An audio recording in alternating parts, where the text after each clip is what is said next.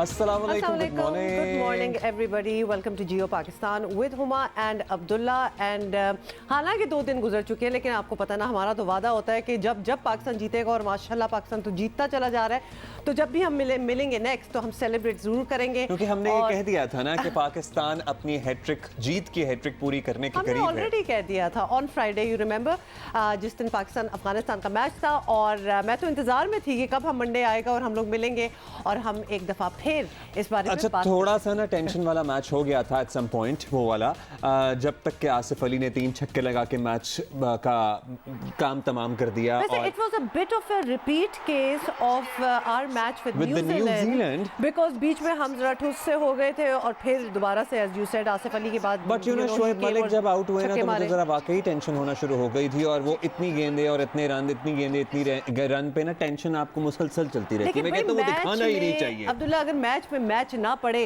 तो मैच ही क्या हुआ। हाँ, तो मैच अच्छा पड़ा और हमें अफगानिस्तान की टीम को सर्टनली ये क्रेडिट देना होगा कि जनाब उन्होंने बड़ा तगड़ा मुकाबला किया पाकिस्तान जैसी मजबूत टीम का। They are doing well as well, और भाई Rashid is a wonderful bowler, he is a god, he is one god gifted bowler. Afghanistan is a strong team, let's just अच्छा, तो वो तो हो गया, लेकिन उसके बाद कल क्या हुआ? कल क्या हुआ ही नहीं, तो लिहाजा हम उसके बारे में क्या बात करें। हम बात वैसे कर रहे हैं इंडिया के मैच की, और इंडिया न्यूजीलैंड का आपको पता है कल शाम को मैच हुआ है, और इंडिया तो इस तरह ढेर हुआ है, मुझे लगा है कि इंडिया रिकवर कर ही नहीं सका पाकिस्तान से हारने के बाद। ऐसा हमें भी लग रहा है कि वो जो साइकोलॉजिकल डैमेज हुआ है ना, वो जो जहनी असर हुआ है 10 विकेटों से हारने का इंडिया को, उस असर से इंडिया बाहर नहीं आ पाया। और फिर भी हम ये कहेंगे कि हार जीत भाई खेल का हिस्सा होती है। खैर इस वक्त पे इंडिया की पहले ही हालत एज एन इंडियन ऑडियंस की हालत पहले ही बहुत गैर थी, लेकिन अब तो बिल्कुल ही पतली हो गई है। लेकिन हम यही कहेंगे कि मेक मीम्स नॉट वॉर। अच्छा, बिल्कुल बड़ी आपने बात कर दी है। अच्छा, कल की इंडिया की हार के बाद आपको पता है ना, इंडिया हो या पाकिस्तान हो, वैसे तो I put Pakistan in it as well, memes के तो ऐसे ऐसे पहाड़ बन जाते हैं, एंड इतने स्मार्ट और इतने फनी और सो कटिंग ऑल्सो मीम्स बनते हैं। तो कुछ मीम्स हम आपके साथ शेयर करना चाहते हैं फ्रॉम अक्रॉस द बॉर्डर। बड़ा टैलेंट है जी उधर भी। I think we make the best memes का। विराट कोहली टू नेबर्स, थोड़ा सा Babar Azam. I like this. Abdullah, ये मज़े का है वैसे, थोड़ा सा बाबर आजम मिलेगा क्योंकि हमें बड़ी ज़रूरत है। तो ये इस किस्म के मीम्स जो थे वो बड़े वायरल हुए थे। Another one, क्योंकि नेबर्स से अक्सर आप चीनी मांगने चले जाते हैं, नींबू मांगने चले जाते हैं।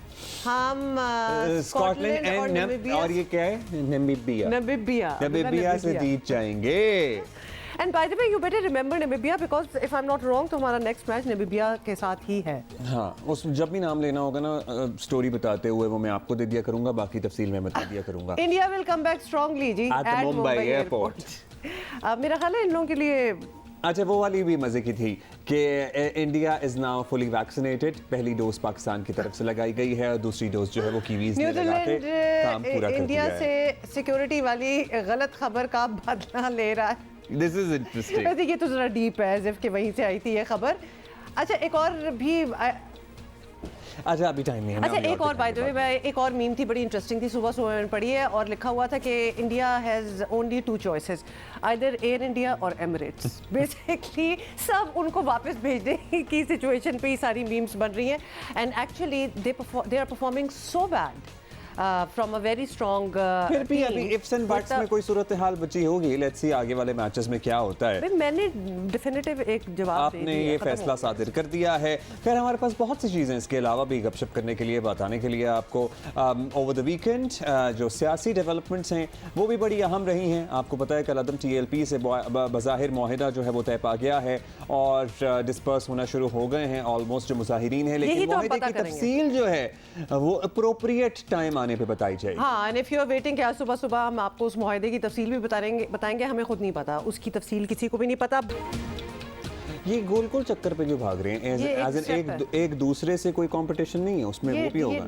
This is a stage of the competition, I think. Or maybe it was the celebratory bit that we were showing. But कितना मजा आता होगा ना आपका बैल जो है रेस।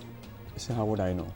नहीं बट मजा तो आता होगा, I'm कोई भी sure आपका आता कोई होगा। भी रेस हॉर्स हो या व्हाटएवर हो, जीतने की तो इवन खुशी डॉग होती होगी। कोई कंपटीशन जीतता है तो उसकी भी आपको खुशी होती है, I'm more sure। On that later, लेकिन let's talk about cricket a little bit more please. अच्छा जी, कल क्या हुआ वैसे तो आपने देखा ही होगा, संडे था, बेहतरीन एंटरटेनमेंट थी पूरे पाकिस्तान के लिए। भारत टूर्नामेंट में वैसे how mean of that, No, not so mean. Not We mean, did not not mean, not intend them mean to to say that. lose. They just lost. They just lost. और वो अल्लाह माफ करे जितनी mean बातें करते हैं, हम तो कुछ भी नहीं करते, हम तो उसको 5% भी नहीं करते। मुसलसल टूर्नामेंट में दूसरी बार नाकाम होकर अगर मगर में फंस चुका है, जैसे कि आई वाज टेलिंग यू। बज़ाहिर इसके लिए अब इवेंट में रहना नामुमकिन सा है, लेकिन फिर भी there is some possibility. Pakistan के बाद न्यूजीलैंड ने भी भारत को बदतरीन शिकस्त दी है और ना बल्लेबाज चले ना बोलर्स काम आए। और ये भी मतलब एक होता है हारना, एक होता है इतनी बुरी तरह हारना। हाँ, बिल्कुल 7 खत्म ही विकेटों हो के जाएगा। नुकसान पर भारत सिर्फ 111 रन टारगेट दे सका, जो न्यूजीलैंड ने 2 विकेटों पे ही पूरा कर लिया। 15वें ओवर में ही हंसते खेलते हैं एक्चुअली। पॉइंट्स टेबल पर नजर डालें तो पाकिस्तान 6 पॉइंट्स के साथ पहले नंबर पर है। कल नामीबिया को 62 रन से शिकस्त देकर अफगानिस्तान 4 पॉइंट्स के साथ दूसरे नंबर पर आ चुका है। भारत 0 पॉइंट्स के साथ 5वें नंबर पर है। एक वो टीम जो अपने आप पे इतना गुरूर करती मेरा थी, ख्याल है वो गुरूर एक्चुअली वो सामने आ रहा है, वो इनको ले When you- डूबा है basically। हाँ, कुछ इसी किस्म की And you situation know, लग रही है, because you also can't reason buy नजर नहीं आ रहा। everything with money. Considering the amount of money that you spend, as in through BCCI और जो बजट हैं आपके, अब मेरा ख्याल है इदराक होना चाहिए कि अब एक तो जो एरोगेंस है और जो प्राइड है उसको थोड़ा सा सॉलो करना पड़ेगा और हर चीज़ पैसे से नहीं अचीव की जा Considering सकती you know India was playing IPL in Dubai, मतलब वो तो इन ग्राउंड्स के बड़े यूज्ड टू हैं, वो तो बड़े savvy थे और उनसे इस बात की वजह से डर लग रहा था कि you know ये यूज्ड टू हो चुके हैं इस एनवायरनमेंट के, but it didn't work in their favour. चलो जुमे वाले मैच की बात कर लेते हैं। जुमे को जी होने वाले T20 वर्ल्ड कप मैच में अफगानिस्तान को शिकस्त देकर पाकिस्तान ने जीत की हैट्रिक मुकम्मल कर ली। सनसनीखेज मुकाबले में अफगानिस्तान को 5 विकेटों से हराकर पाकिस्तान ने सेमीफाइनल की राह तकरीबन हबीबुड से हमवार कर ली है। बाबर आजम की जिम्मेदाराना बैटिंग के साथ 19वें ओवर में आसिफ अली के 4 छक्कों ने टीम को शानदार जीत जो है वो दिलवाने में अहम किरदार अदा किया। आसिफ अली भी क्या चीज़ है वैसे, मतलब ही कम्स फ्रॉम नोवेयर और फिर वो कहते छा हैं जाते हैं। और फिर वो कहते हैं कि अच्छा बाकी सारे पीछे हो जाओ, I will take care of it. मतलब इस ऐसे किस्म का शादाब वाले stance है। मामले में हुआ यही था, उन्होंने जो बिल्कुल, he told him। सिंगल कि सिंगल नहीं लेना। भाई बड़ी- शादाब भाई किस कॉन्फिडेंस से सिंगल ले रहे थे, उसके बाद ही वो सो कॉन्फिडेंट इन हिमसेल्फ वो तो शादाब तो आगे आ मेरे चुका पे था थोड़ा मेरे सा। पे छोड़ दें, अब आप छोड़ दें। और अब उसके बस। बाद he stood by what he said कि just leave it up to me. Pakistan अपना चौथा मैच जो है वो कल 2 नवंबर को नामीबिया के खिलाफ अबू धाबी में खेलेगा और इसकी सारी खबरें मैं ही आपको दूंगी क्योंकि अब्दुल्ला को नामीबिया कहना टंग नहीं आता। ट्विस्टर लगता है मुझे जरा ये। अब्दुल्ला, मैं वैसे अब सिखाऊंगी मुझे आपको। लगता है कि मैं थोड़ा सा सुन के नामीबिया मैं अब हो गया, इजी हो गया अब, ठीक है। शुरू में बड़ा जरा जबान फंस जाती थी। फंसी जाती थी। अच्छा जी, so we have the legendary Inzamam ul Haq. दोनों मैचेस पर बात करने के लिए बहुत शुक्रिया इंज़म भाई। अब कल न्यूजीलैंड और भारत का मैच काफ़ी हद तक सूरत हाल वाजे कर दी है। अगर कोई बड़ा अपसेट हो तो शायद फिर ही भारत सेमीफाइनल तक जाए, लेकिन उसके इम्कानात कम लगते हैं। कैसे देख रहे हैं भारतीय परफॉर्मेंस को? इतना गुरूर, इतनी तैयारी, नंबर 1 टीम, मीडिया का इतना शोर शराबा एंड देन ये परफॉर्मेंस एट द एंड।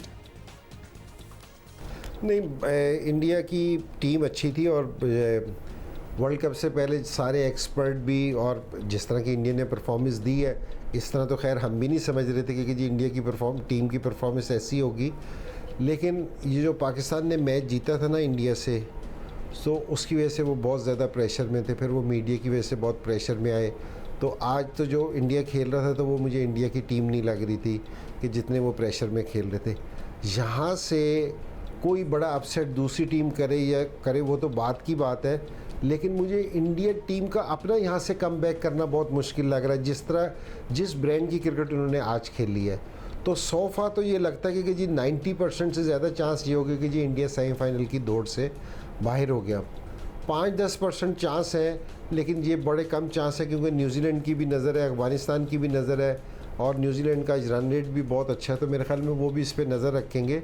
तो इंडिया के लिए अब है ना बहुत मुश्किल सवाल था ना, वो इनका कहना था कि जी आईपीएल दुनिया की सबसे बड़ी लीग है, और फिर होस्ट ने ये पूछा किस तरह, मतलब किस क्राइटेरिया पे, किस बेसिस पे इस वक्त वो टीम एक ठोस टीम नजर आ रही है, और वही प्लेयर्स अगर आईपीएल में, मतलब IPL is may be big only because of the money, not because of the talent. हाँ, मतलब Because प्लेयर्स भी होंगे आपके otherwise पास, कोई और पैसा भी reason नहीं बहुत नजर ज्यादा आ आप रहा। इस्तेमाल कर रहे होंगे और लगा रहे होंगे, विच इज सर्टनली लगाते भी हैं। बिल्कुल। लेकिन उसके बाद आपको मतलूबा नताइज अगर ना मिलें तो उस सारी एक्सरसाइज का क्या फायदा? ठीक, बिल्कुल, मतलब वो इंडिया की आपकी परफॉर्मेंस है तो थोड़ा सा और पता एक चल बात गया होगा। बताऊं, इंडियन टीम को भी मैं ये कहूंगा कि एक तो पाकिस्तान से इतनी बुरी तरह से हारने का प्रेशर, फिर ये जो some of it is due and some of more of it is very undue। ये जो मीडिया प्रेशर क्रिएट करता है इंडिया का on the players, on the teams, और धमकियां और ये और वो और टीवी तोड़ना और वावेला मचाना। मुझे बताएं, कोई भी नॉर्मल इंसान अगर ये किसी की हल्की सी नजर भी पड़ जाए इंडियन सोशल मीडिया पे जो पहले मैच के बाद हुआ तो था, खौफजदा हो जाए वो, आप तो खौफजदा हो जाएंगे। इस फील्ड में आने का सोचे भी ना। बट ये धमकियों वाली बात जो आप कर रहे हैं, more on that later, because ऐसा हुआ है। लेकिन इंजी भाई हमारे साथ हैं, इंजी भाई से ज़रा अपनी परफॉर्मेंस के बारे में भी पूछ ले। इंजी भाई, पाकिस्तान टूर्नामेंट में बेहतरीन परफॉर्मेंस दिखा रहा है, माशाल्लाह माशाल्लाह, सेमीफाइनल तक रसाई ऑलमोस्ट इंशाल्लाह तकरीबन यकीनी ही आप समझे। तो आगे दो छोटी टीमों से मैचेस रह गए हैं, वैसे किसी टीम को भी छोटा कहना नहीं चाहिए। तो इसमें सेमीफाइनल के लिए तजुर्बे करना चाहिए, या आप समझते हैं कि जो कर रहे थे वैसे ही कॉम्बिनेशन रखें, वही हिकमत अमली जो है उसी को मेंटेन करें? देखिए, एक तो वैसे जो कम्बिनेशन बना हुआ है उसके साथ चलना चाहिए, कभी ऐसी अननेसेसरीज चेंजिंग नहीं करनी चाहिए। लेकिन बास टाइम ये होता है कि ये टीम में जो लोग होते हैं, मैनेजमेंट होती है या कप्तान होते हैं, उसके पास होता है, बास टाइम आपका कोई बॉलर है ना, वो कहता है कि जी मुझे थोड़ी सी कोई इंजरी सी है कि जी बैक स्टिफ हो जाती है या कोई इस तरह की चीज़ हो जाती है, या कोई प्लेयर रेस्ट मांगता है, तो उस पर आप चेंज कर लेते हैं। तो इस पे ये प्लेयर्स का भी बहुत ज़्यादा देखा जाता है कि जी प्लेयर्स क्या चाह रहे हैं। बास टाइम है ना, फास्ट बॉलर्स अगर मुसलसल 3-4 मैच खेलते हैं तो वो रेस्ट मांग लेते हैं कि जी हमें एक रेस्ट दे दो। लेकिन इस टूर्नामेंट के बीच में अगर आप देखें ना, तो गैप प्रॉपर मिल रहा है, तो मेरे ख्याल में किसी भी प्लेयर को ऐसी ज़रूरत नहीं पड़ेगी। लेकिन उसके बावजूद अगर प्लेयर ने कोई कम्बिनेशन ट्राई करना हो, क्योंकि जो उसको लगे कि जी मुझे कोई चेंज करनी है, मुझे किसी प्लेयर को ट्राई करना है, तो वो ज़रा ट्राई ज़रूर कर सकता है। तो ये फ्लेक्सिबल है कप्तान के पास, उस टीम से भी खेल सकता है, अगर ज़रूरत महसूस करे तो कोई आप तब्दीली भी कर सकते हैं। वो तमाम पॉसिबिलिटीज़ तो आपने बता दी हैं जिससे हो सकता है। अब कल न्यूजीलैंड और जो भारत का मैच हुआ एनजी भाई, उसके बाद सूरत हाल काफ़ी वाज़ेह हो गई है। अगर कोई बड़ा अपसेट ना हुआ तो Bharat probably is sort of out of the tournament. अब आपको कितने इम्कानात लगते हैं कि India still can somehow make it? देखिए, वैसे तो उधर से जिस तरह पाकिस्तान यहाँ से टॉप पे जा रही है, उधर से इंग्लैंड आ रही है, तो आपको नहीं लग रहा कि जी इंग्लैंड से होगा। इंग्लैंड बहुत अच्छी क्रिकेट खेल रही है पाकिस्तान की तरह। लेकिन T20 में ना आप किसी भी टीम को हल्का नहीं कह सकते। मैं नहीं कह सकता कि जी कोई टीम एक वर्ल्ड कप के T20 वर्ल्ड कप के सेमीफाइनल में आ रही है और मैं उसको लाइट समझूं, तो ये बिल्कुल नहीं है। पाकिस्तान जिस तरह की क्रिकेट खेल रही है, जिस ब्रांड की क्रिकेट खेल रही है, मेरे ख्याल में अगर पाकिस्तान इसी ब्रांड की क्रिकेट खेलती है तो कोई इतने फ़िक्र वाली बात नहीं होनी चाहिए कि जिससे भी सेमीफाइनल आ जाए। आप अच्छी क्रिकेट खेल रहे हैं बहुत, तो मेरे ख्याल में पाकिस्तान को कोई इतनी फ़िक्र करने की ज़रूरत नहीं है। बहुत शुक्रिया इंजमाम उल हक। इंजी भाई हमारे साथ थे, बड़ा ज़बरदस्त किस्म का तज्जिया भी दे रहे थे। We just have to take it easy. और वही बात है, जो चीज़ें हम बाकियों के बारे में कह रहे हैं ना, कि इतना जैसे इंडिया को इस वक्त हमने वो फॉल फ्रॉम ग्रेस होते हुए हम देख रहे हैं, तो we need to be very humble about it. और वैसे हमें बड़ा शौक है ब्रैक करने का, और ख़ासतौर पे माशाल्लाह because we are performing so well, लेकिन हमें ज़रा ईजी हो जाना चाहिए। अच्छा जी, बहुत से बयानात आए, भारतीय फंडिंग के इल्ज़ाम आयद किए गए, कलदन तंजीम को फसादी और अस्करियत पसंद कहा गया। वफाकी वज़ीर इत्तलात के बयानात ऑन रिकॉर्ड हैं। और उसके बाद हुआ क्या, हम ये नहीं कह रहे कि हम तशद्दुद की पाकिस्तान में कोई भी शख्स हिमायत करता है, लेकिन इन बातों से ये इदराक हो जाता है कि हमारे यहाँ कितना आसान है ये किसी को कह देना कि ये भारतीय एजेंट है, या इसको रॉ सपोर्ट करती है, या भारतीय एजेंसियों से इसको पैसे मिलते हैं। इस किस्म के इल्ज़ामात इन पे नहीं, किसी पे भी जब लगते हैं तो उनकी क्या हकीकत होती है और उनमें कितनी सच्चाई होती है, प्रॉब्ली इस एपिसोड से इस बात का इदराक हम सबको हो जाना चाहिए।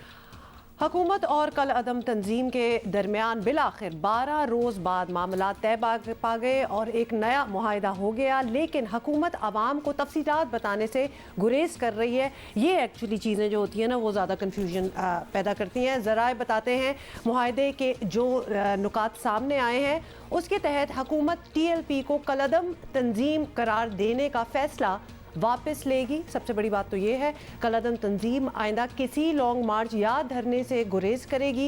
हुकूमत कलअदम तंजीम के गिरफ्तार कारकुनों को रिहा कर देगी। दहशत गर्दी समेत संगीन मुकदमात का सामना करने वाले कारकुनों को अदालत से रिलीफ लेना होगी। मुआहिदे पर 50% अमल दरामद के बाद धरना मुकम्मल ख़त्म कर दिया जाएगा।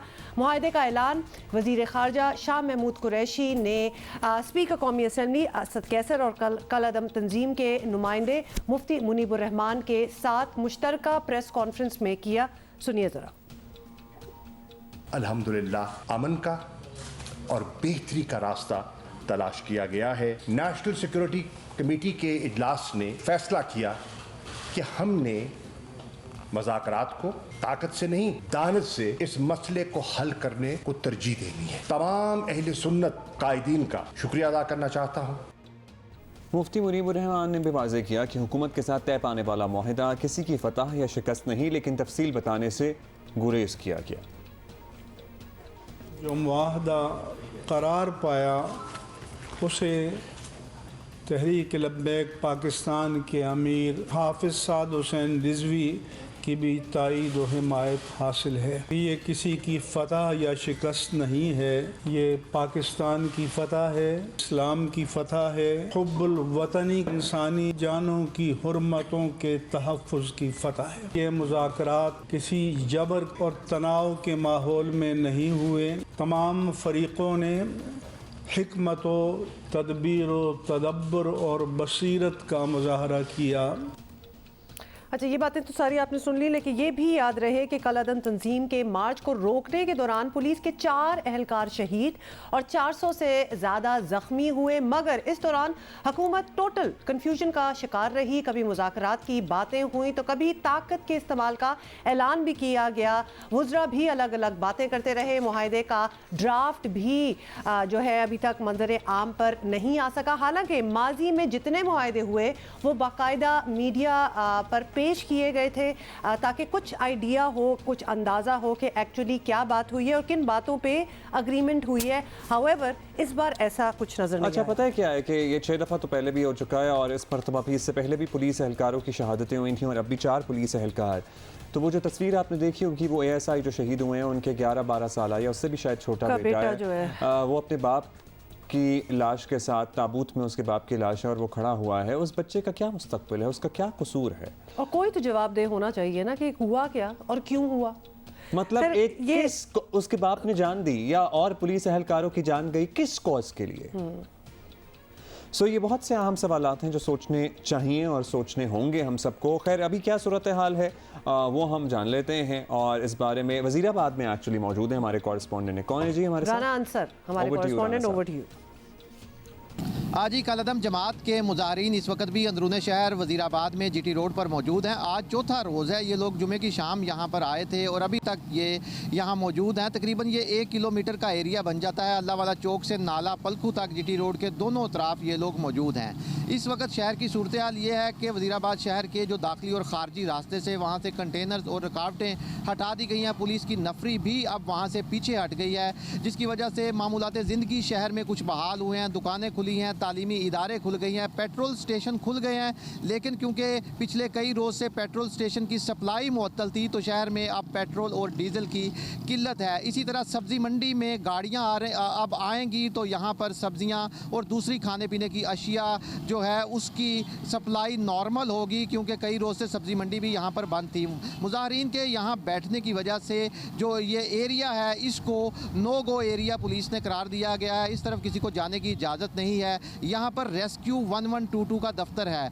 तो रेस्क्यू सर्विस भी इस दफ्तर से नहीं हो रही क्योंकि मुजाहरीन यहाँ पर बैठे हैं और रेस्क्यू दफ्तर के अंदर भी मुजाहरीन मौजूद हैं। इसी तरह थाना सदर है, खिदमत मरकज़ है, वो ये दोनों सरकारी दफ्तर भी मुजाहरीन के पास हैं, अंदर वो बैठे हुए हैं। हमारी इंतज़ामिया से बात हुई है, उनका कहना है कि आज मुजाहरीन को कोशिश करेंगे कि यहाँ से उठाकर जीटी रोड का ये रास्ता खोल दिया जाए और इन्हें मुतबादल ऑप्शन दिए जाएंगे। इंतज़ामिया ने 2-3 मुतबादल ऑप्शन बनाए हैं जहाँ पर ये रजामंद होंगे इनको किसी दूसरी जगह शिफ्ट कर दिया जाएगा। जो जीटी रोड है लाहौर से रावलपिंडी जाने वाला, वो बदस्तूर उसी तरह दरिया चनाब के पुल पर बंद है, जिसकी वजह से लोगों की मुश्किलात बरकरार हैं। और इसके साथ साथ इंटरनेट की सर्विस आज भी बंद है, ना सिर्फ वज़ीराबाद बल्कि गुजरांवाला के जो इलाके हैं वहाँ पर इंटरनेट की सर्विस बंद है। अस्पताल THQ जाने वाला जो रास्ता है शहर के अंदर से, वो भी अभी तक बंद है। मैं आपको बता दूं, पहले भी हम ये बता चुके हैं कि अस्पताल ये वज़ीराबाद का छोटा अस्पताल है, यहाँ से मरीज़ों को रेफ़र किया जाता है गुजरांवाला के अस्पताल में, लेकिन ये रास्ता बंद होने की वजह से शहरियों को मुश्किलात का सामना है। So things are getting better, but they're not obviously normal as they used to be. But hopefully जैसे ये सारे मुजाहिरीन डिस्पर्स हो जाएंगे, पेट्रोल की सप्लाई बहाल होगी, अस्पतालों की आमदोरफ्त, लोगों को आमदोरफ्त मुश्किलात का सामना है, तो मतलब ज़िंदगी जो है ना वापस ऑन ट्रैक आएगी, आना शुरू हो गई है। लेकिन समझने की बात है कि ये क्या हो रहा है और ये ड्राफ्ट क्या था और ये बताया क्यों नहीं जा रहा। सीनियर सहाफ़ी तजियाकार सलीम साफ़ी हमारे साथ हैं। साफ़ी साहब, हुकूमत और कलअदम तंजीम के दरमियान मुआहदा हो गया है। पिछले मुआहदे तो फौरी पब्लिक कर दिए गए थे, लेकिन इस पर कोई ड्राफ्ट अब तक सामने नहीं आया, तो ऑब्वियसली इस वजह से बहुत ज़्यादा कन्फ्यूजन मज़ीद फैलती है। आप कुछ समझा सकते हैं कि इस पर इन्होंने क्यों ये ड्राफ्ट जो है ये शेयर नहीं किया? क्या बात हुई होगी, क्या मुआहदा साइन हुआ होगा? जी यकीनन इससे कन्फ्यूजन भी मज़ीद फैलेगी। और दूसरी बात ये कि अभी एक दिन पहले तक हुकूमत कौम से और मीडिया से और सियासतदानों से ताउन मांग रही थी। तो जब आप मामलात को ट्रांसपेरेंट नहीं रखेंगे और कौम को नहीं बताएंगे, तो कल अगर फिर कोई मसला बन गया तो किस बुनियाद पे आप कौम से ताउन मांगेंगे। और मेरे ख्याल में खुफिया रखने की एक वजह ये भी है कि उसमें न सिर्फ ये कि हुकूमत ने अपनी पोजीशन से बहुत ज़्यादा पसपाई इख्तियार की है, बल्कि 1-2 दिन तक हुकूमती तर्जुमानों की तरफ से TLP के बारे में जो कुछ कहा जा रहा था उसकी मुकम्मल नफ़ी भी हुई है इस मुआहदे में। अच्छा साफ़ी साहब, ज़राए से जो मुआहदे के निकात सामने आए हैं उसको देखें तो लगता है कि प्रॉब्ली हुकूमत फ़ायदे में रही है। अब हुकूमती रेट बरकरार रखने के लिए कोई और रास्ता भी क्या हो सकता था? क्या गारंटी है कि कुछ अरसे बाद ये लोग दोबारा इस्लामाबाद का रुख नहीं करेंगे? वैसे नहीं, आप जिस पार्टी को पहले कलअदम कहते थे और अब आप कलअदम नहीं कह रहे, तो ये ही बहुत बड़ा चेंज आ गया। क्या कहेंगे साफ़ी साहब? वक्ती तौर पर तो मसला हल हो गया, लेकिन फ्यूचर के लिए हुकूमती रेट बहुत ज़्यादा कंप्रोमाइज़ हो गई। और फिर ये कि इससे एक बहुत गलत मैसेज भी गया, क्योंकि जो तंजीमें पुरअमन रहती हैं, आप देखें तो अपोजिशन की जमातों के साथ इस दौरान क्या सलूक किया गया।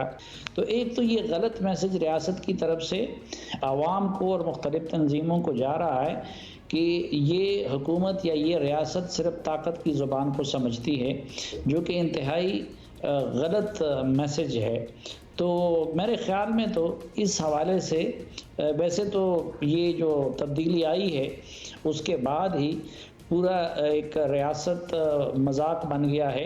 पर अगर आप देखें तो रियासती इदारों की पोजीशन काफ़ी कंट्रोवर्शियल बना दी गई है, अदलिया की भी और नैब की भी और मीडिया के भी, और खुसूसन पुलिस को बहुत ज़्यादा डिमोरलाइज़ किया गया पिछले सालों में धरनों के दौरान भी। और फिर जब इस तरह के मामलात हो जाते हैं, कुर्बानी पुलिस वाले दे देते हैं, लेकिन फिर मुआहिदों में उनका कोई जिक्र नहीं होता। तो मेरे ख्याल में तो रियासत को लॉन्ग टर्म में बहुत ज़्यादा नुकसान उठाना पड़ेगा इस मुआहदे का। साफ़ी साहब, हम बिल्कुल अग्री करेंगे कि कन्फ्यूजन वाकई बहुत फैली है। इस वजह से इस तमाम मामले में हुकूमत की फ़ैसला साजी की सलाहियत बुरी तरह बहुत से एक्सपोज हुई है। एक तरफ पुलिस वाले शहीद हो रहे हैं, दूसरी तरफ आप मुज़ाकरात कर रहे हैं, तो ये बहुत ज़्यादा ही अजीब सिचुएशन जो है वो बनी है। वुज़रा भी बड़े तकसीम नज़र आए हैं, क्योंकि काफ़ियों से हमने भी बात की। बिल्कुल, तो कैसे साफ़ी साहब आप कैसे देखते हैं इस मामले को? पहली बात तो ये है कि ये हुकूमत इतनी नाअहल थी कि पहले मरहले पे उनके साथ ऐसे मुआहदे किए गए कि जिसमें ये शक भी शामिल थी कि फ़्रांस के सफ़ीर को निकाला जाएगा। अब वो इंतहाई नाअहली का सबूत इसलिए था क्योंकि इन हालात में पाकिस्तान के लिए या तो वो मुमकिन नहीं था, और अगर पाकिस्तान उस पर अमल दरामद करे तो इन इक़्तिसादी हालात के होते हुए, जबकि पाकिस्तान की मईशत को IMF के हाथों में दे दिया गया है, फिर फेटअप का मसला है, तो इस तरह का मुआहदा करना वो बड़ी हमाकत थी। फिर दूसरी बात ये कि हुकूमत ने मुआहदे तो कर लिए, लेकिन जब वक्ती तौर पर मसला हल हुआ तो पिछले चंद माह के दौरान कई माह इस हुकूमत के पास थे। इस हुकूमत ने कोई उस हवाले से फिर पेशरफ्त नहीं की और वो भूल के फिर ये दूसरे बोल बलैयों में लग गई हुकूमत। तो दूसरी ये हुकूमत की नाअहली थी। फिर तीसरा, अब के बार जो मामला सामने आया तो पहला सवाल तो ये है कि उस्मान बुज़दार साहब और उनकी हुकूमत कहाँ सोई हुई थी जब ये सब लोग इकट्ठे हो रहे थे और फिर इस्लामाबाद की तरफ रवाना हो रहे थे। और फिर अब हमने देखा कि हुकूमत के पास इनसे मुतालिक कोई नैरेटिव नहीं था। फवाद चौधरी साहब कुछ कह रहे थे, शेख रशीद साहब कुछ कह रहे थे, उनके दूसरे वज़ीर कुछ कह रहे थे, और ऐसी अहमकाना बयानात भी हमें देखने को मिली कि एक सेनेटर ने कह दिया कि जी वज़ीर आज़म को तो उन मुआहिदों का इल्म ही नहीं था। अब दो वज़ीर मुआहिदे करें और वज़ीर आज़म को इल्म ना हो तो वो रियासत क्या लोगों की नज़रों में एक बनाना रिपब्लिक नज़र नहीं आएगी। अगरचे फिर उन वज़ीरों ने वाज़ेह कर दिया कि वो हमने वज़ीर आज़म से पूछ के किया था। फिर अब के बार बाकी सब वज़ीर तो छुप गए थे खौफ की वजह से, और तर्जुमान भी छुप गए थे, लेकिन फवाद चौधरी जैसे एक दो लोगों ने जो थोड़ा सा बोल्ड स्टैंड लिया हुआ था, तो वज़ीर आज़म ने उन लोगों के कहने पे अपने मीटिंग से अपनी काबीना के मेंबरान को उठा दिया। तो ये एक अलग हुकूमत की कम।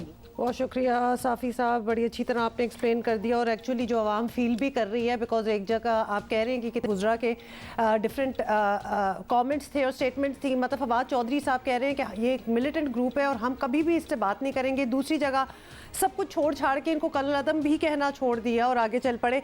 तो वाकई बहुत ज़्यादा कन्फ्यूजन है और क्लैरिटी की एक्चुअली अभी भी ज़रूरत है, अभी भी ज़रूरत है। क्योंकि मुआहदे के तो ड्राफ्ट तो बताया ही नहीं ना कि ये मैसेज ज़रूर गया है कि जनाब अगर आप सड़कें ब्लॉक कर देंगे और अगर आप मारधाड़ करेंगे, तो पुलिस वालों को शहीद करेंगे, तो प्रॉब्ली रियासत आपके सामने सरेंडर कर देगी। जो गुज़श्ता 5-6 मरतबा से हम देखते आए हैं कि हमेशा ऐसा ही हुआ है, और कुछ ना कुछ मनवा के ही वापस उठते हैं, और इस मरतबा भी मनवा के ही वापस उठे। वैसे मैं आसिफ अली भाई से ये कहना चाहूंगी कि don't give any explanations, because whatever is happening वो शादाब को रोकना भी उधर as viewers as ardent fans of cricket हमें सब नजर वो फैसले जो हैं वो बड़े नजर आ रहे थे, एंड फॉर वंस हर फैसला ही अच्छा लग रहा है and it works out as well. Certainly खुद पर आपका एतमाद था और अल्लाह ताला आपका ऐसे ही एतमाद कायम रखे और आप बेहतरीन परफॉर्म करते रहें इंशाल्लाह। एक बात जो इन लड़कों में है, चाहे आसिफ अली हैं चाहे हारिस रऊफ हैं, they have come from a very very humble background, और ये लड़के बड़ी मेहनत के बाद, मतलब है कि बड़े नामसाइद हालात में इन्होंने अपना बचपन और अपनी ज़िंदगी गुजारी है। मतलब आसिफ अली अपने अब सोशल मीडिया पे चल रहा है, अपने एक यामाहा की स्टोरी सुना रहे थे, बड़ी फनी स्टोरी थी, बड़ी वैसे मेरा दिल भी हिल गया था, लेकिन मगर आप मतलब उस स्ट्रगल का अंदाज़ा लगाइए ना, जिस स्ट्रगल से ये हमारे लड़के, ये हमारे स्टार्स जो आज के स्टार्स हैं जिससे गुजरे हैं, और सर्टनली ये जो स्टोरीज होती हैं उन तमाम लड़कों को, उन तमाम प्लेयर्स को होप देती हैं जो आज उस दौर से गुजर रहे हैं और वो कल को कुछ बनना चाहते हैं और पाकिस्तान के लिए। Can I also add, obviously इतनी तारीफें हो रही हैं और बस पाकिस्तानी तो माशाल्लाह जिस चीज़ में खुश हो जाएं तो अपना दिल निकाल के देने को राजी होते हैं। तो कराची यूनिवर्सिटी ने हमारे सारे T20 स्क्वाड के लिए स्कॉलरशिप्स ऑफर की हैं कि व्हेनेवर यू आर बैक और आप पढ़ना चाहते हैं तो आप स्कॉलरशिप आपके लिए है और आप कराची यूनिवर्सिटी से पढ़ें। मैं उस थ्रेड के नीचे, ये मैंने ऑनलाइन देखा और उस थ्रेड के नीचे मैं लोगों के ज़रा तासुरात देख रही थी कि जी इतने पैसे कमाते हैं, इनको क्या ज़रूरी। पढ़ाई इज़ नॉट ऑल अबाउट पैसा, पढ़ाई इज़ अबाउट ग्रूमिंग। ये क्रिकेटर्स भी माशाल्लाह जो हमारे हैं, मतलब क्रिकेटिंग की भी एक लाइफ होती है, उसके बाद भी तो कुछ आपने ज़िंदगी में करना होता है ना। बेशक आप उसी फील्ड से जुड़े हो, कमेंट्री में आ जाएं, किसी और चीज़ में आ जाएं, लेकिन पढ़ाई बहुत ज़रूरी होती है। इसलिए मुझे कराची यूनिवर्सिटी की ऑफ़र बहुत टाइमली और बहुत ज़बरदस्त लगी। So I think anybody if they can avail, in fact they should be encourage to avail, they should be encourage to. और बाज़ लोगों को एतराज़ है जनाब, हमारे लड़के जो हैं वो जब उनसे सवालात किए जाते हैं तो वो उर्दू, भाई we are proud of our language and it's all right as long as they are doing what they are supposed to do, as in they are doing their job, they are playing Urdu, अंग्रेजी, पंजाबी, 10,000 पंजाबी में भी करेंगे तो हमें इनसे उतना ही प्यार होगा और हमें इन पे इतना ही फख्र आएगा। एग्जाम्पल जैसे स्पेनिश लीग अगर आप फुटबॉल की देख लें, कोई अंग्रेजी नहीं बोलता, वो अपनी ज़बान बोलते हैं। आप कितने सदर प्राइम मिनिस्टर्स दुनिया में देख लें, वो अपनी बोली मुल्क की बोलते हैं, और कहीं जिनको आता है ऑफ कोर्स ज़रूर बोलें, लेकिन जिनको नहीं आता तो भाई जो जिसने काम करना है वो अंग्रेजी तो नहीं बोलना है, वो यहाँ पे खेलने आए हैं, वो खेल रहे हैं और ज़बरदस्त खेल रहे हैं माशाल्लाह, इसी तरह खेलते रहे। ये हॉर्स एंड कैटल शो जो होपफुली लाहौर में भी मैंने सुना है कि उसकी तैयारी हो रही है, फरवरी में दोबारा होगा। हॉर्स एंड कैटल शो नहीं है, हमारी बड़ी यादें हैं ना अब, या फिर सरगोदा में होने वाली बैल दौड़ हो, बैल दौड़ इज इम्पोर्टेंट, ठीक है। अच्छा, so, मुझे बड़ी मज़ा आता है ऐसी चीज़ें देख के, और बड़े दिलचस्प मुकाबले हुए हैं सरगोदा में भी, और मुकाबलों में एक्चुअली 100 से ज़ायद फुर्तीले बैलों ने हिस्सा लिया। मतलब ये क्या, ये रनिंग बैल होते हैं, इनका काम ये I'm होता sure है? training होती They're होगी trained to इन्हें, run. they must be trained for running and all that purpose। कौन जीता? अब ये तो रिपोर्ट देखेंगे तो हमें पता लगेगा। अच्छा, एक इसका एक कंपटीशन था, एक मखसूस दायरे में एक बैलों की जोड़ी ने 77 मरतबा चक्कर लगाया और मैदान मार लिया। चक्कर आके बेहोश नहीं हुए, मतलब यही हुआ होगा, बाकी उससे पहले बेहोश हो गए होंगे। Actually we are just speculating because मैंने टू बी ऑनेस्ट पहले कभी देखा नहीं है। Malik Asghar is reporting all the way from there, so let's hear him. Sargodha के गांव 116 शुमाली में बैल दौड़ के दिलचस्प मुकाबले खत्म हो गए। मुकाबलों में पंजाब के मुख्तलिफ अजला से ताल्लुक रखने वाले 100 से जायद बैलों ने हिस्सा लिया। बहुत दूर दूर से दांत आ रहे हैं, ये बैल आ रहे हैं हमारे पास दौड़ के लिए। यहाँ तकरीबात बहुत अच्छी हो रही है। बैल दौड़ के मुकाबलों में बैलों की आंखों को चमड़े से बांध दिया जाता है और फिर मखसूस दायरे में बैलों को जोड़ी की शक्ल में चक्कर लगाए जाते हैं। 5 मिनट के वक्फे में मखसूस दायरे के गिर्द ज्यादा से ज्यादा चक्कर लगाने वाली बैलों की जोड़ी को कामयाब करार दे दिया जाता है। ये दांदा दा जलसा है, बैल दौड़ फट्टी सद्या पैंदा, ये साडे पाकिस्तान दे विच बड़ी नामवार गेम है। बैल दौड़ के मुकाबलों में देशों का राजा, नौकर बाबा रोडे शादा, शीशनाग, बादिल, हीरा, फखरे सरगोदा नामी बैलों की जोड़ियों ने हिस्सा लिया। 5 मिनट में मखसूस दायरे के गिर्द 77 चक्कर लगाने वाले मलिक फतेह खान खोखर की बैलों की जोड़ी को फातेह करार दिया गया। इस मौके पर बैलों की दौड़ देखने वाले तमाशाइयों की तादाद हजारों में थी। बैल दौड़ के दिलचस्प मुकाबले देहाती सकाफत का आईनादार थे, जिसमें लोगों की बहुत बड़ी तादाद ने दिलचस्पी का इजहार किया। कैमरामैन जहीर खान के साथ Malik Mohammad Asghar, Geo News, Sargodha.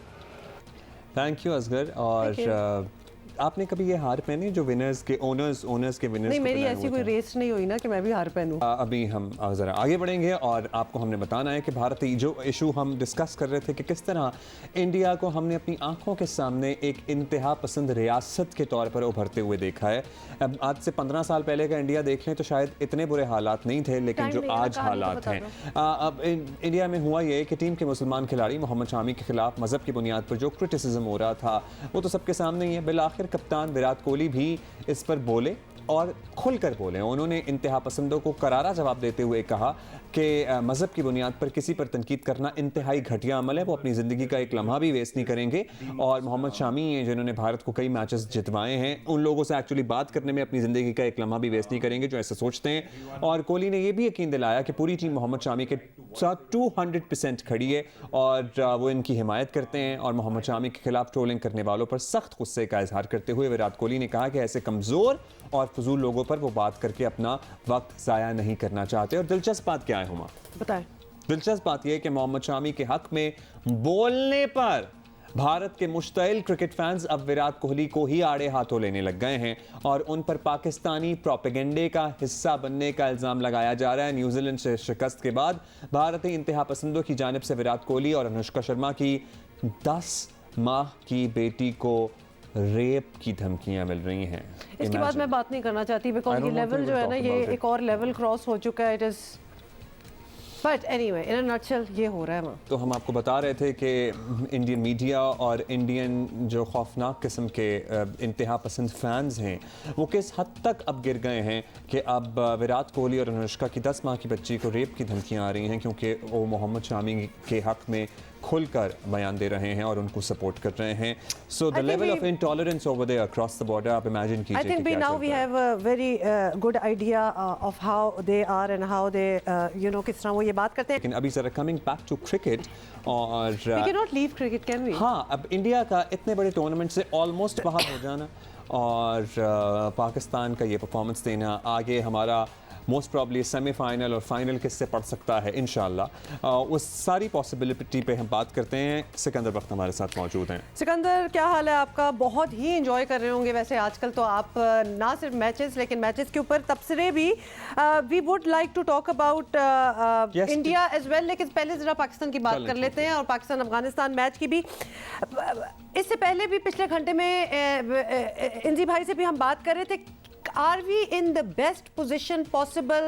Do we need to make any changes? या फिर आपको लगता है ये वो सेटिंग है जिसका हमें इंतजार था और वो हो गई? देखिए, जब हमारी क्रिकेट टीम या क्रिकेट के अंदर ये होता है कि रिदम बनता है और रिदम बना हुआ है पाकिस्तान टीम का. मगर मैं आप कह रहे थे ना, आपको तबसरे कर रहे होंगे, मैं तबसरे तो कर रहा हूँ और साथ में मैं सबक सीख रहा हूँ. सबक सीख रहा हूँ कि मगरूर नहीं होना चाहिए. अननेसेसरी जो ये होता है ना आपके अंदर, जिसको कहते हैं तकब्बुर, और ये चीजें नहीं होनी चाहिए. इंसान को बहुत हम्बल होना चाहिए, इंसान को इंसान समझना चाहिए.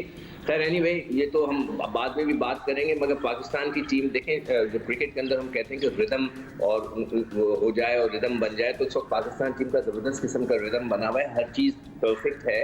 इससे बेहतर मुझे कोई चीज़ और नज़र नहीं आ रही. आज लोग कह रहे हैं कि जी हफीज़ को ड्रॉप कर दें. Hafeez is a very experience player, वो बॉलिंग भी करते हैं, उनका एक तजुर्बा है. तो अभी हमें चीज़ों को टच नहीं करना चाहिए. अगर हमने टच किया और खुदा ना करे 19-20 कोई चीज़ होती है तो सारा ब्लेम उस पर आ जाएगा जो उसने ये. अच्छा, हसन की फॉर्म पे भी जरा सवालात थे. एक ओवर में जो उन्होंने 21 रन खा लिए थे और इससे देखो अब्दुल्ला, क्रिकेट है. क्रिकेट के अंदर कभी आपको मार पड़ती है, कभी नहीं पड़ती है. बेन स्टोक्स को एक ओवर में 4 छक्के लगे, मगर उसके बाद वो दूसरी वर्ल्ड कप के अंदर वो मैन ऑफ द सीरीज भी हो जाते हैं. तो इस किस्म की चीजें होती हैं क्रिकेट में, लोगों को मार पड़ती है. मगर Hasan is a most important person. हमारी क्रिकेट टीम का एक बहुत ही स्ट्रॉन्ग कैंडिडेट है और आपके पास कोई सब्स्टिट्यूट भी नहीं है कि कोई बाहर कोई वकार यूनुस या शोएब अख्तर बैठा हुआ है जिसको आप लाकर खिला देंगे. वहाँ से एक लड़का है मोहम्मद वसीम बैठा हुआ, जो कि भी बहुत जूनियर है. तो हसन का जो है थोड़ा सा रिदम आना है. मैं ये जरूर स्ट्रेटेजी में चेंज करूँ. मेरी एडवाइस होगी कि भाई कोचेज और कप्तान मिलकर ये कोशिश करें कि उसको आखिरी में ना लेके आए, उसको बीच के अंदर आके करवा दें ताकि उस पर जो प्रेशर पड़ रहा है वो ना पड़े और उसको कॉन्फिडेंस दें. ही is a very very important person. बड़ा लाइवली बंदा है, पूरी टीम को उठा के रखा है. वो टीम के अंदर एक तरीके से वो एनर्जी है, वो लाता है एनर्जी. तो मुझे नहीं लगता कि आप उसको टच करें. He is the most important player. हम तो वर्ल्ड कप से पहले उसको वर्ल्ड का नंबर 2 मतलब है कि पाकिस्तान के जो 4 लड़के पक्के थे नहीं, तो हफीज का नंबर भी बेसिक भाई हम ऊपर कर सकते हैं क्या? प्रोफेसर का नंबर, हफीज साहब का नंबर, प्रोफेसर हफीज का नंबर हम क्या ऊपर कर सकते हैं? वन डाउन इसलिए फकर को आना जरूरी है कि एक लेफ्ट हैंडर होना जरूरी होता है. बीच में जब एक लेफ्ट हैंडर आता है, उसको जो है जो बॉलर जो ऑपोजिट साइड की बॉलिंग होती है उसको अपनी लेंथ और लाइन डिफरेंट करनी पड़ती है. लेफ्ट से इधर जाना पड़ता है, राइट से इधर, तो उनको उसका भी वहाँ होना जरूरी है. हफीज को आप छोड़ दें, उसका एक एक्सपीरियंस है, वो एक बॉलिंग की यूटिलिटी है उसकी. ही is a very important person है इस वक्त. आखिरी उसका वर्ल्ड कप है. आप बीच में अगर सपोज करें आप उसको ले आते हैं, हैदर अली को वो फेल हो जाता है, तो फिर सारी चीजें ब्लेम जो है ना उधर चला जाएगा. जस्ट कूलली एंड कामली हमें जो है ना इन चीजों को हैंडल करना है. टीम का एक रिदम बना है. मैं फिर कहूंगा ज्यादा से ज्यादा हम ये कर सकते हैं कि जो 2 मैच हल्के हैं उसमें आप, मगर वो हम नहीं कर सकेंगे. हम सोच लेकर आते हैं वहां से ऑस्ट्रेलिया से, मगर हम खुद ऑस्ट्रेलियंस नहीं है. वो तो रोटेशन. अच्छा सिकंदर, आप बार बार ये वर्ड जो यूज कर रहे हैं कि कूलली, कामली और बड़ी जी हमारा कॉन्फिडेंस है, हमें हम्बल होना चाहिए. बड़े जबरदस्त लर्निंग्स फ्रॉम सो फार जितने हमारे मैचेस हुए हैं. लेकिन ये भी तो तभी होता है जो हमारी रनिंग रही है. पहला मैच जीते, दूसरा जीते, तीसरा जीते, ये ऑटोमेटिकली चीजें तभी आ जाती हैं when you are winning. When you are not winning, तो ये सारी कूल रहना, काम रहना, प्रेशर में आ जाते हैं. मतलब it goes with the flow when you are winning. When you are not winning, तो ये सब कुछ करना मुश्किल है. नहीं, मुश्किल हो जाता. अब भारत की हालत देखें ना क्या हो गई है. मतलब है कि कल तो लग रहा था उनका बल्ला ही नहीं चल रहा, फ्रीज हो गए. कोई टाइमिंग नहीं हो रही थी, उनके बॉलर से बॉलिंग नहीं हो रही थी. उनको मतलब अजीब सी कैफियत हो गई थी. लगता था विराट कोहली बेचारा कप्तानी करना भूल गया कि भाई आपके पास 110 रन है, आप स्लिपें लगाएं आउट करने की कोशिश करें, पहले और दूसरे या तीसरे ओवर में स्लिप ही नहीं लगी हुई थी। तो ये सारी चीजें हो जाती हैं, कंफ्यूजन हो जाती है। नर्व्स जरा हिले हुए लग रहे। आपको लगता है कि इंडियन टीम परफॉर्मेंस से ज्यादा प्रेशर में आई और उसकी वजह से ये सब कुछ हुआ? बिल्कुल, जब आप इतनी बड़ी बड़ी बातें करते हैं कि हम आपको वॉक ओवर दे देंगे, हम जाके पाकिस्तान टीम को क्रिकेट से खेलना सिखाएंगे, और इस किस्म की हरकतें होती हैं जिस तरह के उनके मुल्क का रवैया है, वो तो मैं हैरान रह गया हूँ। देखिए, मेरा ताल्लुक इंडिया से है, मेरी माँ मद्रास से थी, मेरे वालिद दिल्ली के रहने वाले थे, हम माइग्रेट करके दोनों यहाँ आए थे। तो उनको देखता हूँ और इस वक्त इंडियन लोगों को देखता हूँ तो मैं हैरान रह जाता हूँ कि यार ये इतना, मतलब इंसान को इंसान नहीं समझते वो, मतलब अजीब सी कैफियत हो गई है इंडिया में। भारत को क्या हो गया मुझे नहीं समझ में आता। मुझे पता है कि सारे लोग ऐसे नहीं हैं, बहुत अच्छे लोग भी हैं वहाँ पर, कुछ लोग ऐसे हैं, मगर ये क्या हो गया है भारत को इतना। अच्छा, और दूसरी बात ये सिकू, हम काफ़ी वायरल क्लिप्स देख रहे हैं फिर कि जी वो बीसीसीआई जो है वो पीएसएल के पीछे पड़ा हुआ है। वो बैठ के नेशनल टीवी पे वो लोग बात कर रहे होते हैं कि जनाब आईपीएल सबसे बड़ा स्टेज है दुनिया का क्रिकेट का, और सर्टनली आईपीएल पर पाकिस्तानी खिलाड़ियों के दरवाजे तो बंद हैं, लेकिन वो पीएसएल में आने के लिए भी खिलाड़ियों को इन्फ्लुएंस करते हैं। और आपके सामने ही है, इतने सालों में कितने लोगों को वो कोशिश करते हैं कि पीएसएल में ना आएँ। आपको लगता है कि इस एपिसोड से इंडिया या बीसीसीआई को सबक सीखेगा, या फिर वो जिस डगर पे और ज्यादा एक्सट्रीमिस्ट हो जाएंगे? लेकिन नतीजा आपके सामने ही कि क्या हुआ है। मतलब आप इतना हमें डाउन करते हैं कि टीमों को आने से मना कर देते हैं। मैं तो समझता हूं कि न्यूजीलैंड के भागने में और इंग्लैंड के भागने में इन लोगों का भी हाथ होगा। ये लोग तो चाहते हैं, एक दफा प्रोग्राम में एक साहब कहने लगे कि पाकिस्तान के साथ तो क्रिकेट ही नहीं खेलनी चाहिए इसलिए कि वो पैसे बना लेंगे। यार ये क्या सोच है आपकी? यार स्पोर्ट्स को स्पोर्ट्स रखो, खुदा के लिए आराम से खेलो, क्रिकेट को एंजॉय करो। लोग एंजॉय करते हैं, आप भी एंजॉय करें। अभी मैंने जो विराट कोहली के बच्चे के जो वाकयात कल रात को भी हमने डिस्कस किया था शहजाद इकबाल के साथ, तो ये क्या है? मतलब मैं तो देखिए, मैं तो शोएब अख्तर के मामले में भी खड़ा हो गया था कि टेस्ट क्रिकेटर की कहीं कोई गलत बात वो करेगा, हम खड़े हुए टेस्ट क्रिकेट के साथ। मैं विराट कोहली के साथ भी खड़ा हूँ, वो इंडियन कप्तान है, मगर मैं I stand with Virat Kohli कि अगर उसको कोई वहाँ प्रॉब्लम है, पाकिस्तान आ जाए यार, हम उसको हीरो की तरह रखेंगे। वो हमारा हीरो है। ये बड़ी जबरदस्त आपकी पेशकश है, बिकॉज वाकई अब तो खासतौर पे है, शामी भी है, वो विराट कोहली है, अगर उनको बहुत करते आ जाए पाकिस्तान, यार हम अपने खुले दिल से उनको वेलकम करेंगे। दे आर क्रिकेटर्स, वो हीरो हैं हमारे क्रिकेट। 2009 में धोनी के भी पुतले जलाए गए थे। बहुत सी चीजें वो बहुत ज्यादा एक्सट्रीम पे ले जाते हैं, और very rightly said Sikandar, honestly Pakistan ये पेशकश कर सकता है, यू शुड मूव, क्योंकि इतना एक्सट्रीमिस्ट अब वो मुल्क बन चुका है कि वो तो स्पोर्ट्स में वो बर्दाश्त नहीं कर सकते। बाय द वे हम साथ दिखा भी रहे हैं। चलें, वैसे हमारा फाइनल मैच होता हुआ इंशाल्लाह। जी सिकंदर। नहीं हुमा, आप तो पुतलों की बात करें, वो इंसानों को जला रहे हैं, यानी कि हद हो गई है यार। मतलब ये कौन सा मुल्क है ये? हम तो, आप तो पुतलों की बात करते हैं, वो तो इंसानों को जला देते हैं यार। क्या हो गया उन लोगों को? पुतले जलाना तो बड़ी दूर की बात है, घरों को, इंसानों को जलाना। अच्छा सिको, क्विकली आपको सेमीफाइनल और फाइनल में फिर कौन सी टीमें जाती हुई नजर आ रही हैं? मुझे देखिए, हमारे तरफ से तो मुझे लगता है कि भी इफ एंड बट्स भारत के लिए बहुत ज्यादा हो गए हैं कि जी बहुत बुरी तरह न्यूजीलैंड हारे, बहुत बड़े बड़े मार्जिन से हारे। मगर देखिए यहाँ पे जो है सबसे ज्यादा नुकसान इस वक्त आईसीसी को हो रहा है। स्पॉन्सरशिप उनके हाथ से निकल जाएगी। मैं जब 90s के अंदर 99 वर्ल्ड कप के अंदर ESPN के लिए प्रोग्राम कर रहा था, तो उस वक्त भारत क्वालिफाई नहीं कर पा रहा था सुपर सिक्स के लिए। तो उनका जो बड़ा प्रोड्यूसर था भागा हुआ आया हमारे पास, पूछने लगा कि यार ये कैसे होगा, किस तरह भारत वापस आ सकता है, कौन सी चीज, कौन हारे कौन जीते। तो पता चला कि सिर्फ तो स्पॉन्सरशिप की फिक्र पड़ी थी कि हमारे टीवी पे स्पॉन्सरशिप नहीं आएगी। तो यही चीज इस वक्त आईसीसी के साथ है। अब इधर कोई गड़बड़ ना हो जाए, अदरवाइज भारत को तो बहुत ज्यादा इफ एंड बट्स है। सारा पैसा जो है लोगों का फंस चुका है, इधर करोड़ों नहीं अरबों रुपया लोगों का फंसा हुआ है, पता नहीं वो क्या क्या कर देंगे। एक्चुअली प्रॉब्लम भी सारी ये है कि वो पैसे की गेम है ना, तो वो ऑब्वियसली डूब रहा है लोगों का। तो वी कैन ओनली इमेजिन कि कितनी मुश्किल वहां पड़ी होगी। Sikandar ji, Sikandar, short on time, will talk to you again कल। ऑब्वियसली पाकिस्तान और इंडिया का मैच है। बता दें कि ऑफर स्टैंड करती है, आना जी जी, वो ऑफर रजिस्टर हो गई है सिकू, ऑफर हो गई हमारी तरफ से। Thank you, have a good day. Thank you. Thank you. It's so good, this feeling to, you know, talk about our own cricket when we are doing so well. Alhamdulillah, literally touch wood करना चाहिए कि हम critically analyze करना चाहते हैं, but there is nothing really to criticize, which is beautiful. और again वही सबक हमें सीखना चाहिए, particularly इंडिया की सूरत हाल देखते हुए कि हमें अपने पैर ज़मीन पे रखने चाहिए और अपना सर ऊपर नहीं करना चाहिए, झुका के चलना चाहिए। That's right. तो शहबाज शरीफ साहब की गुफ्तगू आप सुन रहे थे, लेकिन क्या हुआ, पीडीएम की तरफ से आपको पता है महंगाई के खिलाफ एहतजाजी तहरीक का पड़ाव कल डीजी खान में था। शहबाज शरीफ तो अभी भी वहीं हैं, प्रेस कॉन्फ्रेंस कर रहे थे और रहनुमाओं ने हमेशा की तरह धुआंधार तकारीर भी की। हदफ हुकूमती पॉलिसियाँ थीं। सदर मुस्लिम लीग नून शहबाज शरीफ ने चैलेंज दे दिया कि नून लीग के दौर में दौरे हुकूमत का आज के दौरे हुकूमत से मुकाबला कर लें, दूध का दूध और पानी का पानी हो जाएगा।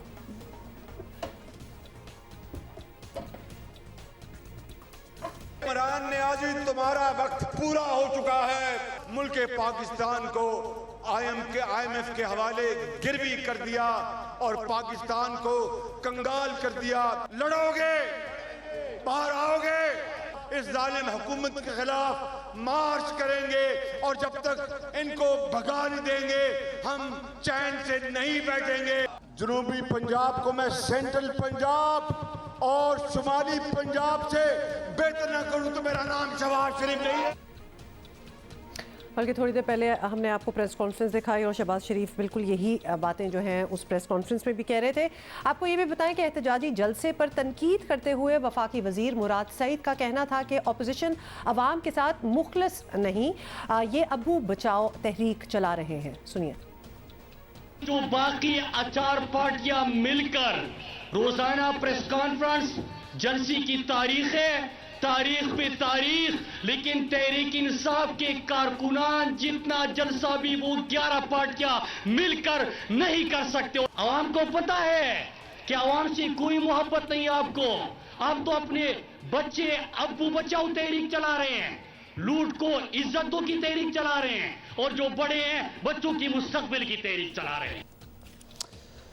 अच्छा जी, ये सारी सूरत हाल तो आपने देख ली। एक और बात हमने कल भी नोट की, वो ये थी कि जहाँ जहाँ मियाँ शहबाज शरीफ नज़र आ रहे हैं वहाँ मरीम नवाज साहिबा नहीं नज़र आती, चाहे वो कोई प्रेस कॉन्फ्रेंस हो या फिर इस तरह का एहतजाजी जलसा या तहरीक का कोई और काम हो।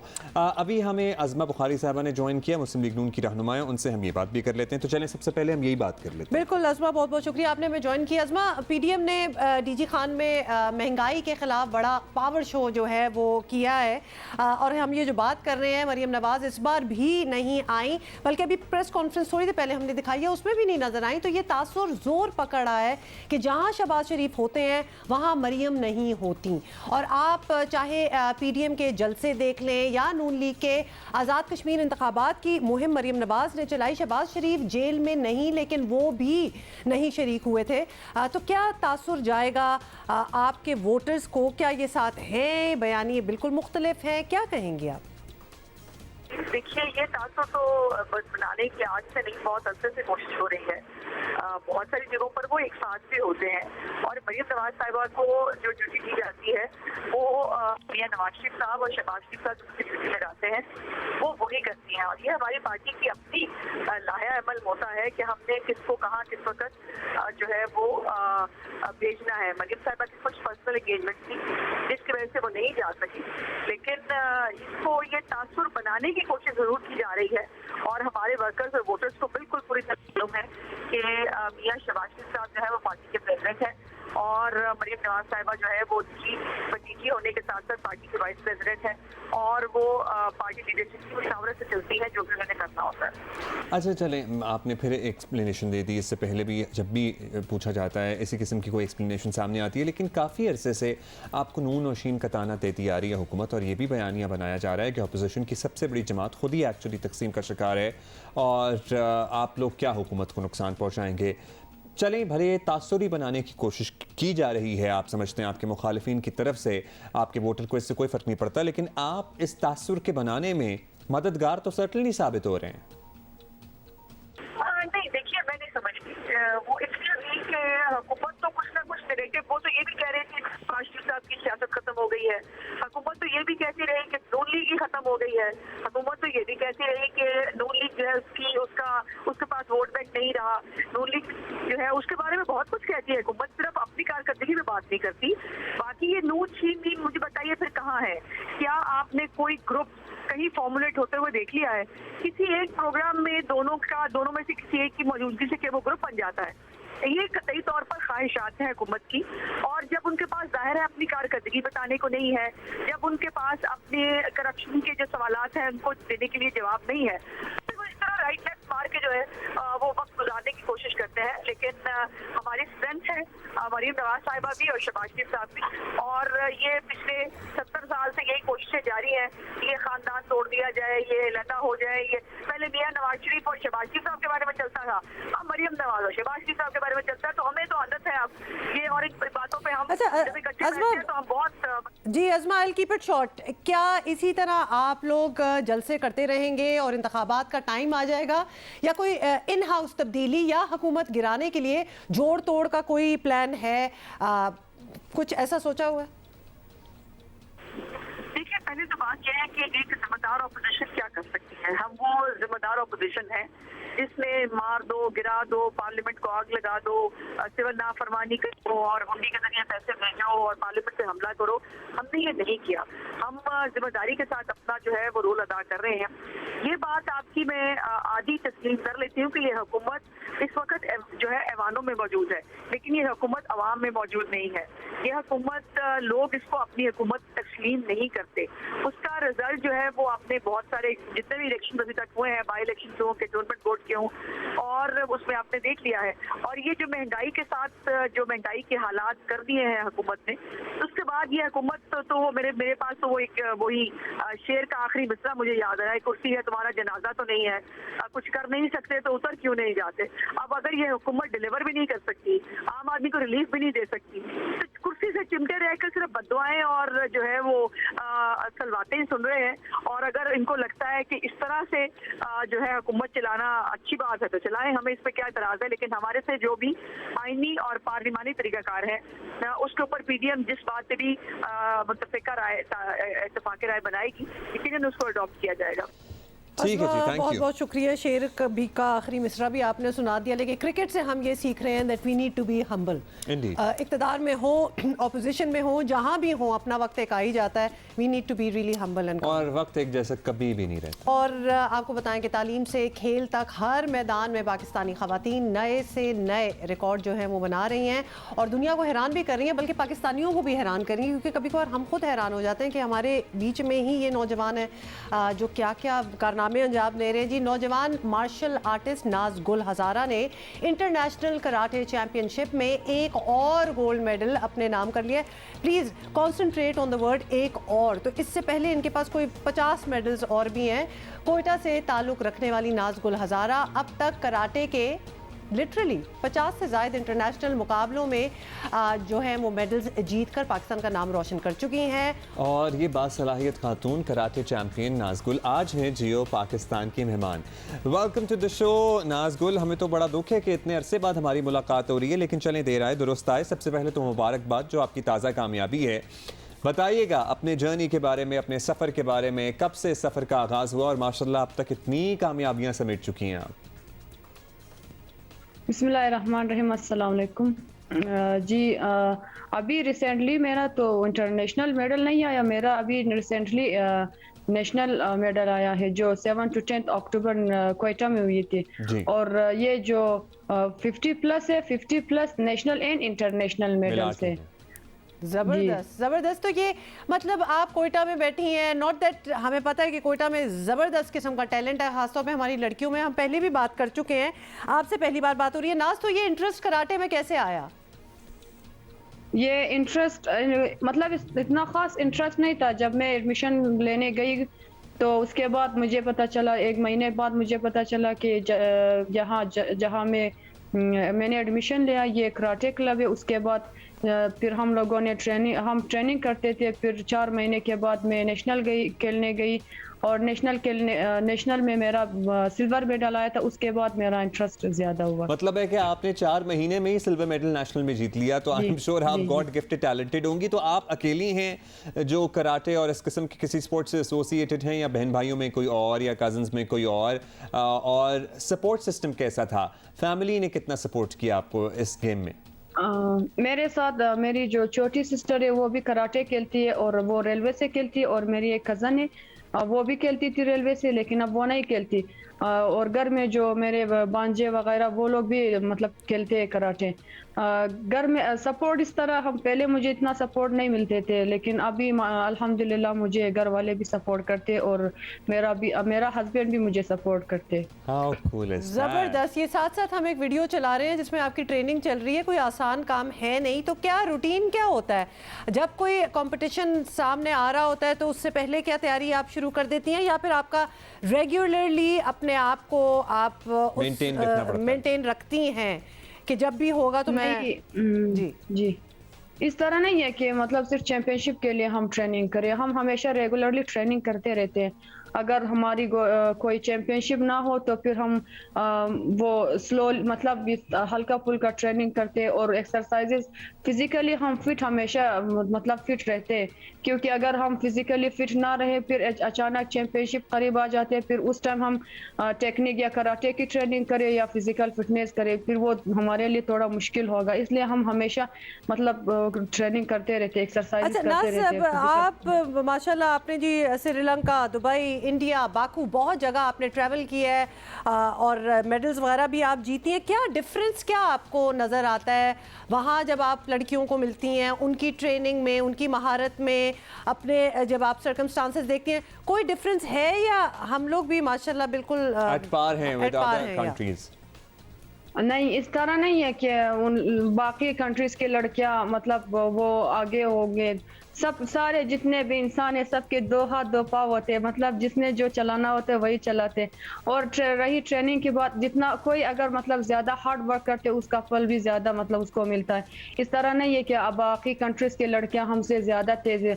हम ये है कि हम थोड़ा कंजर्वेटिव है, मतलब हम हमेशा अकॉर्डिंग टू मी हम छोटा सोचते हैं, इसलिए हमें ये लगता है कि वो लोग हमसे कहीं आगे। इस लेकिन तरह हमें लगता है कि आप इंशाल्लाह बड़ा सोचेंगी और बड़ा अचीव कर रही हैं और बड़ा अचीव करेंगी। तो बताइएगा कि आगे के क्या इरादे हैं, कहाँ तक पाकिस्तान को रिप्रेजेंट करना चाहती हैं? और आपने अभी बात की कि अब तो आपके हस्बैंड भी आपको सपोर्ट करते हैं, मेरा ख्याल है सपोर्ट तो करते हैं और थोड़ा सा डरते भी होंगे वैसे, क्योंकि आपका जो लेवल ऑफ ट्रेनिंग हमने देख लिया है ना, वो सपोर्ट करेंगे ही करेंगे।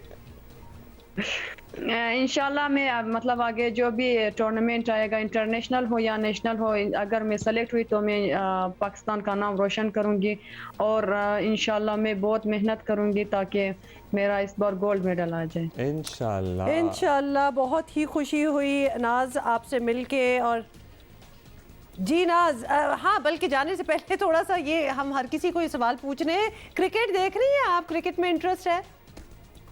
जी बिल्कुल, मैं क्रिकेट देखती हूँ और शौक से देखती हूँ। आजकल तो कोयटा में सर्दी भी है, हम लोग बाकायदा कंबल वगैरह लेके बड़े स्क्रीन में देखते हैं। जबरदस्त। ये तो आपने तो बहुत ही आला माहौल बनाया हुआ है और जहां हम जीत भी रहे हो। मैं तो कंबल के साथ मूंगफलियां और कॉफी भी लेके बैठ गया हूँ। खैर, लेकिन चलें आप एंजॉय करें cricket and keep doing what you are doing. And भाई आपका भी शुक्रिया हमें वक्त देने के लिए। आपके घर वालों का जो सपोर्ट सिस्टम है, आपके हस्बैंड का, आपके ससुराल वालों का, सबकी एक कॉन्ट्रीब्यूशन है। तो आप सर्टनली ये इस मकाम पे पहुँचे और इंशाल्लाह आगे भी हम आपको पाकिस्तान के लिए खेलते हुए देखते रहना चाहते हैं। थैंक यू नाज। बहुत शुक्रिया नाज। कितनी खुशी होती है वैसे कि इंसान मतलब अपने आप को जो सलाहियत होती है उसको एक्सट्रीम पे लेके जाओ और उसको ना बेहतर करो, एंड दैट इज़ नाज फॉर अस। अच्छा जी, या अफगानिस्तान क्रिकेट की बात हो रही है तो बता दें जल्दी से आपको कि अफगानिस्तान के एक प्लेयर हैं, साबिक कप्तान हैं असगर अफगान, और उन्होंने दौरान वर्ल्ड कप ही अपनी रिटायरमेंट का ऐलान किया। अपने फैंस के लिए हैरान कुन बात थी उनके, और इस ऐलान के बारे में बताएं। उन्होंने पाकिस्तान से शिकस्त के बाद ये ऐलान किया। नामीबिया को 62 रन से शिकस्त देने के बाद साबिक कप्तान असगर खान अपने आखिरी इंटरव्यू के दौरान आपदीदा भी हो गए। सो उनका क्या कहना था? उन्होंने कहा कि जी फैसला आसान नहीं था, लोग पूछ रहे हैं कि ऐसे ही वक्त में क्यों किया। उन्होंने कहा मेरे पास कोई जवाब नहीं है और रिटायरमेंट का मकसद नौजवान प्लेयर्स को मौका देना है। लेकिन मैं ऑनेस्टली एक बात बताऊँ, दिल टूट गया होगा, वरना मिड टूर्नामेंट पहले भी छोड़ सकते थे, आप बाद में भी छोड़ सकते हैं, आप मिड टूर्नामेंट छोड़ के जा रहे हैं तो दिल हर्ट हो गया होगा। क्रिकेट भाई क्या कर दिया है वहाँ, वो बेचारे उनको गालियाँ पड़ रही हैं इंडियन मीडिया से ही, इंडियन प्लेयर्स को अफगानिस्तान के प्लेयर छोड़ के जा रहे हैं। क्या हो रहा है? कल, see you tomorrow. Have a great day.